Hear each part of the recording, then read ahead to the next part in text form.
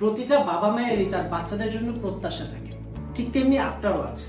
কিন্তু আপনার প্রত্যাশা যদি আপনার বাচ্চার জন্য একটা হেল্প হয়, কাল হয়, তাহলে কি হবে? আমরা অনেক সময় বাচ্চাদেরকে অতিরিক্ত প্রত্যাশা করি, বাচ্চাদের থেকে প্রত্যাশা করে বাচ্চাদেরকে চাপ দেই, তাদের রেজাল্টের জন্য চাপ দেই, মার্কসের জন্য চাপ দেই, যারা একটু রোগা আছে তাদেরকে খাবারের জন্য চাপ দেই, যারা ঘুমায় কম বা যারা একটু দুষ্ট, বিভিন্নভাবে চাপ দেই। চাপ দেওয়ার ফলে বাচ্চারা কিন্তু আস্তে আস্তে মানসিক অশান্তিতে ভোগে।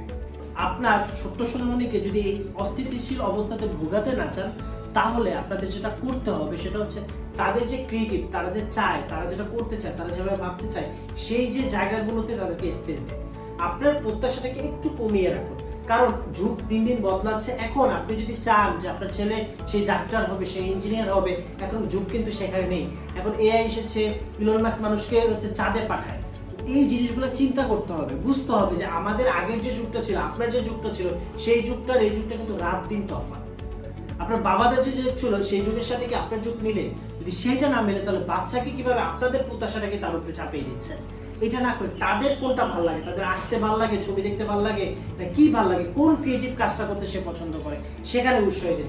ইনশাআল্লাহ প্রতিটা মানুষের মধ্যে আল্লাহ তাআলা ক্রিয়েটিভ জিনিস দিয়েছেন, তো সেই ক্রিয়েটিভ জিনিসটাকে ফুটানোর জন্য তাকে সময় দিন, তাকে চেষ্টা করুন। ইনশাআল্লাহ খুব তাড়াতাড়ি ওর ক্রিয়েটিভ জিনিসটা পেয়ে যাবে। আপনি শুধুমাত্র আপনার ছোট্ট সোনামণির উপর ভরসা রাখুন। আসসালামু আলাইকুম।